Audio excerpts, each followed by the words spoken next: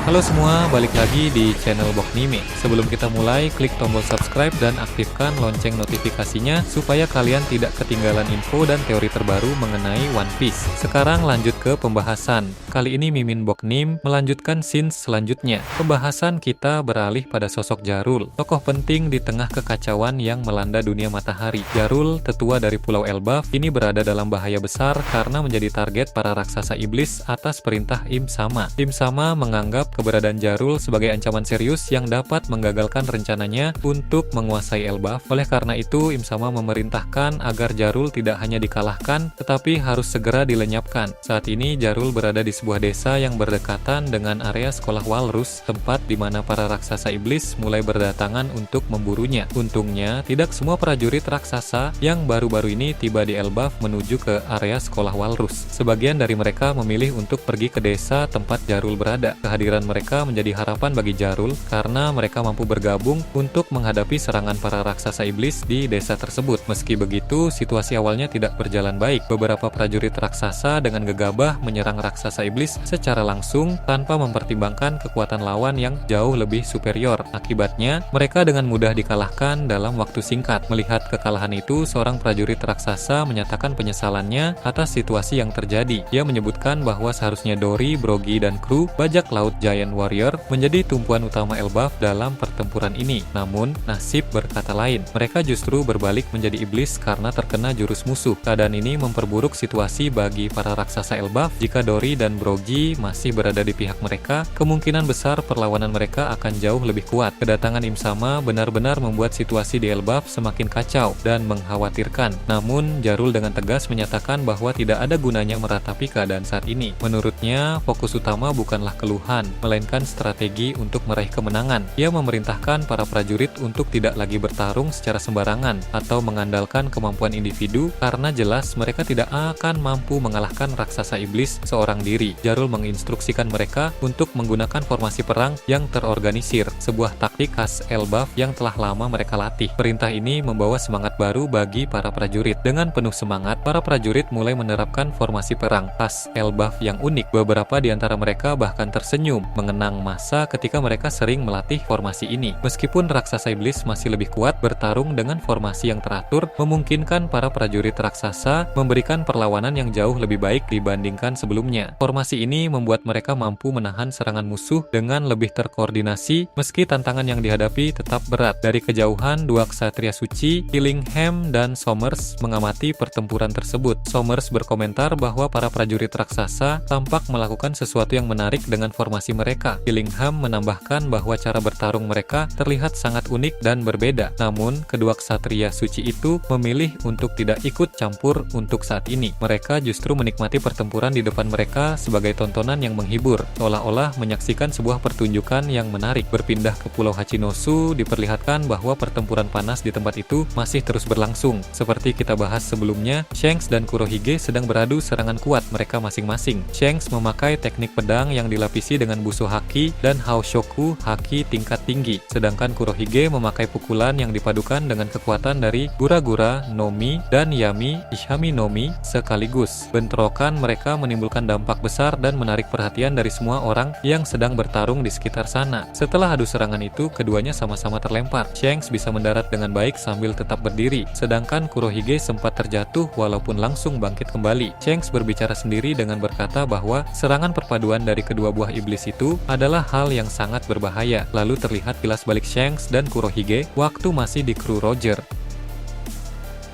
di mana Kurohige menyerang Shanks dengan cakar tangan Kurohige yang membuat mata Shanks terluka. Hal itu mengingatkan Shanks akan bahayanya Kurohige bagi Luffy dan buah iblis Nikanya. Di sisi lain, Kurohige juga bilang teknik dengan haki yang sangat besar seperti tadi juga adalah hal yang sangat merepotkan. Jadi di sini keduanya sama-sama mengakui bahwa teknik dari lawan mereka memang sangat kuat. Penggunaan serangan tadi juga menguras cukup banyak energi dari mereka berdua, sehingga sekarang mereka akan lebih berhati-hati sebab salah langkah sedikit saja bisa langsung berakibat fatal dalam kondisi seperti sekarang ini. Mereka tidak boleh asal saling menyerang dan menggunakan energi terlalu banyak karena di sekitar mereka juga banyak pihak musuh yang berkeliaran. Jika Shanks terlalu gegabah melancarkan serangan kuat, memang serangan itu bisa membuat Kurohige terpojok. Tapi di sisi lain, energi Shanks juga akan terkurang sehingga pertahanannya menjadi menurun dan rentan diserang oleh para kru bajak laut Kurohige yang lain. Nah, sama halnya dengan Kurohige juga, jika dia menggunakan gabungan serangan Gura-Gura Nomi dan Yami-Yami Nomi lagi, itu memang bisa membuat Shanks cukup terpojok. Tapi karena energi Kurohige terkuras banyak, dia menjadi rentan diserang oleh kru bajak laut Akagami yang lain. Pertarungan ini tidak hanya mengandalkan kekuatan saja, tapi juga mengandalkan sebuah strategi. Dampak dari serangan itu pun mengakibatkan kerusakan yang cukup besar di Pulau Hachinosu. Avalo Pizarro yang sedang bertarung melawan kru Akagami yang bernama Lime Juice di dalam bangunan tengkorak bisa melihat itu dari jendela. Avalo Pizarro pun menggerutu karena nanti dia pasti akan sangat repot untuk membantu memperbaiki kerusakan pulau. Walaupun memakai kekuatan buah iblisnya sekalipun, tetap tidak mudah untuk memperbaiki pulau dengan kerusakan yang besar seperti ini. Sekadar informasi bahwa jika Pulau Hachinosu mengalami kerusakan atau kehancuran, memang orang yang paling repot adalah Avalo Pizarro dan juga Sanjuan Wolf, karena Kurohige memberi mereka tanggung jawab untuk menjaga keadaan pulau itu. Avalo Pizarro memang memiliki kekuatan buah iblis pulau yang membuatnya bisa menyatu dengan pulau dan memanipulasi bangunan sesuka hati. Sedangkan Sanjuan Wolf bisa mengubah ukuran tubuhnya menjadi sangat besar sehingga dia bisa lebih mudah memperbaiki bangunan-bangunan yang ada di sana. Sementara Avalo Pizarro masih marah-marah dan menggerutu. Lime Juice menyerang dan berkata, lebih baik fokus saja pada musuh di depan mata daripada memikirkan hal-hal yang lain. Avalo Pizarro pun menjadi kesal karena serangan dari Lime Juice hampir saja mengenainya dengan telak. Di sini terbukti bahwa Lime Juice adalah tipe petarung yang mengandalkan kecepatan tinggi. Gerakannya tadi hampir tidak bisa dideteksi oleh Avalo Pizarro, bahkan hampir saja mengenai kepalanya. Avalo Pizarro pun mulai memakai kekuatan buah iblisnya untuk mengendalikan ruangan tempat mereka bertarung. Sekarang ini kekuatan buah iblis Avalo Pizarro memberinya kemampuan untuk bisa menyatu dan mengendalikan pulau tempat dia berada sekarang. Dalam penggunaan pada skala yang lebih kecil, tampaknya dia pun bisa mengendalikan ruangan di sana karena bangunan tengkorak itu terhubung langsung dengan Pulau Hachinosu. Dinding dan lantai akan mulai bergetar lalu bergerak sesuai dengan keinginan dari Avalo Pizarro. Jika kita ingat kembali, kemampuan Avalo Pizarro ini hampir mirip dengan kekuatan Pica yang ada di Dressrosa dulu. Namun, tentu kekuatan Avalo Pizarro jauh lebih kuat daripada Pica. Apalagi dia juga memadukan haki di setiap serangannya, sehingga ruangan dan bangunan yang dia kendalikan dialiri juga dengan haki. Hal tersebut tentu membuat Lime Juice menjadi lebih waspada karena dia tahu pertarungan akan semakin merepotkan mulai dari sekarang ini. Meski begitu, dia pun bersiap untuk memakai teknik-teknik kuat yang dia kuasai. Seperti yang kita tahu, para kru Akagami semuanya memiliki kemampuan yang hebat sehingga mereka mampu bertarung dengan baik dalam berbagai kondisi. Beralih ke area pelabuhan, di sana ada Garp yang baru saja melempar Shiki memakai teknik Blue Hole sehingga tercipta lubang yang sangat besar di tanah tempat mereka berada sekarang ini. Pada pembahasan sebelumnya, ketika perhatian semua orang tertuju pada bentrokan Shanks dan Kurohige di tengah pulau, Shiki ingin mengambil kesempatan untuk menyerang Garp secara tiba-tiba.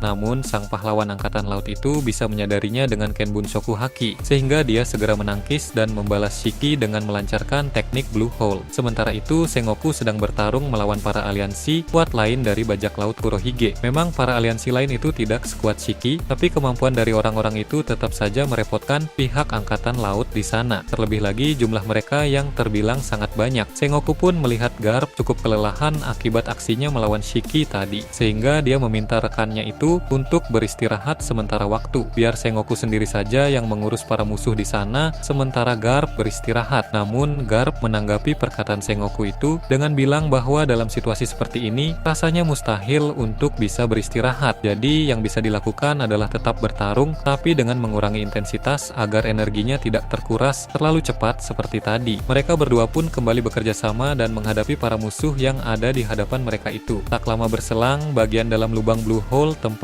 di mana Garp melempar Shiki tadi mulai menunjukkan reaksi. Rupanya sang bajak laut legendaris itu sedang melayang naik ke udara yang menunjukkan bahwa dia masih belum kalah meski terluka cukup parah. Shiki juga terbang bersama dengan bebatuan-bebatuan yang ada di sana. Dengan penuh amarah, Shiki melancarkan batu-batu itu dengan kecepatan tinggi ke arah Garp dan Sengoku. Tentu Sengoku tidak tinggal diam menyaksikan hal tersebut. Dia memakai teknik gelombang kejut dari telapak tangannya untuk menghancurkan serangan Shiki. Sengoku lalu berkata, orang seperti seperti Shiki memang tidak mudah untuk dikalahkan. Sama seperti di Marineford dulu di mana Shiki pernah mengamuk di sana. Setelah itu Garp melompat ke arah Shiki dan bersiap untuk melancarkan teknik tinju kepadanya. Kali ini Garp menggunakan tinju Galaxy Divide yang mana itu adalah pukulan lurus yang pernah Garp pakai untuk menghancurkan tengkorak Pulau Hachinosu kemarin. Meski Garp sudah cukup kelelahan, tapi mau tidak mau dia harus tetap menggunakan teknik Galaxy Divide karena tinju biasa tentu tidak akan mempan kepada orang seperti Shiki. Berpindah ke tempat lain yang jauh dari sana, bar yang ada di suatu pulau akan mendapat sorotan. Di dalam bar itu ada Law dan Beppo. Law tampaknya sudah pulih usai pertarungannya melawan Kurohige tempo hari. Law pun terlihat sedang membaca beberapa koran yang ada di bar tersebut. Itu adalah koran dari beberapa hari yang lalu sampai koran terbaru hari ini. Semuanya baru sempat dibaca oleh Law karena dia baru saja pulih. Dengan begitu, Law pun kini mengetahui perkembangan yang sedang terjadi di seluruh dunia. Beppo pun di sana bertanya apa yang harus mereka lakukan sekarang ini. Keputusan ada di tangan sang kapten. Law bilang ada 3 hal utama yang perlu untuk segera dilakukan. Pertama, mereka akan mengincar bajak laut dengan bounty yang cukup besar sekitar di angka ratusan juta berry. Law dan Beppo harus mengalahkan para bajak laut itu dan menyerahkannya ke angkatan laut untuk mendapatkan uang. Namun, sebagai bajak laut tentu Law dan Beppo tidak bisa membawa bajak laut lain yang mereka kalahkan kepada angkatan laut karena nanti mereka berdua pun akan ikut ditangkap. Jadi, solusi untuk masalah ini adalah memakai jasa pemburu hadiah palsu. Jadi setelah nanti Law mengalahkan seorang bajak laut, dia akan menyewa pemburu hadiah palsu untuk menukarkan bajak laut itu dengan uang dari angkatan laut. Nah, setelahnya uang tersebut akan diberikan kepada Law dan si pemburu hadiah akan mendapat komisi. Jasa seperti ini banyak tersedia dalam jaringan dunia bawah dan Law pun tentu mengetahui hal tersebut dari dunia bawah. Kedua, setelah mendapatkan banyak uang, Law lagi-lagi akan berurusan dengan orang-orang yang ada di dunia bawah. Dia akan menyewa jasa untuk mencari informasi tentang keberadaan para krunya usai terpisah di Pulau Winner kemarin. Para krunya itu sangat berharga bagi Law sehingga dia harus menemukan keberadaan mereka bagaimanapun caranya. Jika memang ada beberapa kru yang tidak selamat, maka dirinya akan ikhlas. Namun, jika masih ada dari para krunya yang masih bisa bertahan, apapun yang terjadi, Law akan menyelamatkan mereka. Dan ketiga, tentu Law juga ingin membeli kapal baru karena kapal milik kelompok bajak laut Hati sudah hancur dalam pertarungan melawan bajak laut Kurohige yang lalu. Jadi, itulah rencana Law dalam waktu dekat ini. Beppo pun mengerti dan dia akan mulai mencari poster-poster buronan bajak laut lain yang memiliki harga bounty ratusan juta berry. Sebisa mungkin para bajak laut itu tidak terlalu jauh dari tempat Beppo dan Law sekarang ini. Hal itu dia lakukan untuk persiapan dalam pertempuran besar di Final Saga nantinya. Tentunya Oda tidak menampilkan Law dan kru intinya dalam waktu dekat dengan peran yang jelas. Bagaimana menurut kalian terkait ini? Nah, itu tadi berbagai hal menarik pada pembahasan channel Boknaim pada kesempatan kali ini. Menurut kalian bagaimana? Silahkan tulis di kolom komentar di bawah.